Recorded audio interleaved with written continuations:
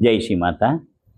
ವರಲಕ್ಷ್ಮಿ ಹಬ್ಬದ ಬಗ್ಗೆ ಕೆಲವು ವಿಚಾರಗಳನ್ನು ನಿನಗೆ ತಿಳಿಸ್ಬೇಕಾಗಿತ್ತು ಅನ್ನೋದಕ್ಕೋಸ್ಕರ ನಿನ್ನ ಜೊತೆ ಇವತ್ತು ನಾ ಮಾತಾಡ್ತಾ ಇದ್ದೀನಿ. ಅನೇಕರಿಗೆ ಗೊಂದಲ, ಸಂಶಯ. ಈ ಆಗಸ್ಟ್ 21 ಅಥವಾ 28 ಎರಡು ಶುಕ್ರವಾರ ಬರುತ್ತೆ. ಯಾವ ದಿನ ನಾವು ವರಮಹಾಲಕ್ಷ್ಮಿ ಹಬ್ಬವನ್ನು ಆಚರಿಸ್ಬೇಕು ಅಂತ. ಇದಕ್ಕೆ ಕಾರಣ ಏನಪ್ಪ ಅಂದರೆ, ಕೆಲವು ಕ್ಯಾಲೆಂಡರ್ಗಳಲ್ಲಿ 21 ಅಂತ ಕೊಟ್ಟಿದ್ದಾರೆ, ಕೆಲವು ಕ್ಯಾಲೆಂಡರ್ಗಳಲ್ಲಿ 28 ಅಂತಲೂ ಕೊಟ್ಟಿದ್ದಾರೆ. ನಾವು ಯಾವುದನ್ನು ಆಚರಿಸ್ಬೇಕು ಅಂತಕ್ಕಂಥದ್ದು. ವಿಶೇಷವಾಗಿ ನಾವು ದಕ್ಷಿಣ ಭಾರತದಲ್ಲಿ ಇದನ್ನು 21ನೇ ತಾರೀಕೆ ಆಚರಿಸ್ತಾ ಇರ್ತಕ್ಕಂಥದ್ದು. 28 ಪೂರ್ಣಿಮಾ, ಅವತ್ತು ಶುಕ್ರವಾರವೂ ಹೌದು.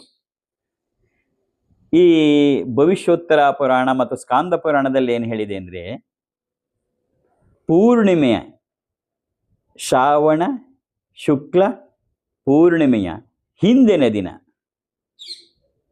ಹಿಂದಿನ ಶುಕ್ರವಾರ, ಶ್ರಾವಣ ಮಾಸದ ಶುಕ್ಲ ಪಕ್ಷದಲ್ಲಿ ಪೂರ್ಣಿಮೆ ಬರೋದು, ಪೂರ್ಣಿಮೆಯ ಹಿಂದಿನ ಶುಕ್ರವಾರ. ಇದೊಂದು ವ್ರತವನ್ನು ಅಥವಾ ಇದೊಂದು ಪೂಜೆಯನ್ನು ನಾವು ಯಾವುದೇ ತಿಥಿ ಲೆಕ್ಕದಲ್ಲಿ ಮಾಡಲ್ಲ. ಇದನ್ನು ವಾರದ ಲೆಕ್ಕದಲ್ಲಿ ಮಾಡ್ತಕ್ಕಂಥ ಒಂದೇ ಒಂದು ಪೂಜೆ ಅಂದರೆ ಇದೊಂದೇ ಪೂಜೆ. ಇದನ್ನು ವಾರದ ಲೆಕ್ಕದಲ್ಲಿ ನಾವು ಮಾಡ್ತಾ ಇದ್ದೀವಿ. ಹಾಗಾಗಿ ಇಲ್ಲಿ ಪೂರ್ಣವಾಗದನ್ನು ನಿರ್ಧಾರ ಮಾಡೋದು ಶ್ರಾವಣ ಮಾಸದ ಶುಕ್ಲ ಪಕ್ಷದ ಪೂರ್ಣಿಮೆ ಹಿಂದಿನ ವಾರ. ಅಂದರೆ ಪೂರ್ಣಿಮೆಗೆ ಪೂರ್ಣಿಮೆ ಆಮೇಲೆ ಬರುತ್ತೆ, ಆದರೆ ಹಿಂದಿನ ವಾರವೇ ಶುಕ್ರವಾರ. ಅದು ಮೊದಲನೇ ಶುಕ್ರವಾರ ಬೇಕಾದ್ರೂ ಆಗ್ಬೋದು, ಮೂರನೇ ಶುಕ್ರವಾರನೂ ಆಗ್ಬಹುದು. ಸಾಮಾನ್ಯವಾಗಿ 2ನೇ ಶುಕ್ರವಾರ ಬರುತ್ತೆ, ಹಾಗಂತ ಪ್ರತೀತಿ ಇದೆ. ಆದರೆ ಅದು ಯಾವ ಶುಕ್ರವಾರ ಕೂಡ ಆದರೂ ಆಗ್ಬಹುದು.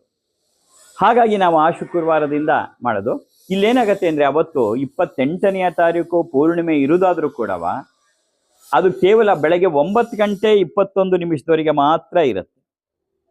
ಆದರೆ ಶಾಸ್ತ್ರಗಳ ಪ್ರಕಾರ ಏನಾಗ್ಬಿಡುತ್ತೆ ಅಂದರೆ, ಅದು 28 ಅಂದರೆ 28ನೇ ತಾರೀಕು ಬೆಳಗ್ಗೆ 9:21 ದೃಕ್ಪ್ರಕಾಶದ ಪ್ರಕಾರ 9:48 ಏನಾಗತ್ತೆ, ಅಲ್ಲಿಂದ ಮುಂದಕ್ಕೆ ಕೃಷ್ಣ ಪಕ್ಷ ಅಂದರೆ ಚಂದ್ರ ಕುಸಿಯುವ ಕಾಲ, ಚಂದ್ರಬಿಂಬ ಕುಸಿಯುವ ಕಾಲ. ಚಂದ್ರ ಸಣ್ಣಗಾಗ್ತಾನೆ. ಯಾವತ್ತು ವರಮಹಾಲಕ್ಷ್ಮಿ ಹಬ್ಬವನ್ನ ಚಂದ್ರಬಿಂಬ ವೃದ್ಧಿಯಾಗುವ ಕಾಲದಲ್ಲಿ ಮಾಡಬೇಕು ಅಂತ ಇರೋದ್ರಿಂದ 21ನೇ ತಾರೀಕು ಪೂರ್ಣವಾಗಿ ಅವತ್ತು ಚಂದ್ರಬಿಂಬ ಇರುತ್ತೆ. ಹಾಗಾದ್ರಿಂದ 21ನೇ ತಾರೀಕು ಶುಕ್ರವಾರ ಅಂತ ಇದೆ. ಈ ವರ್ಷ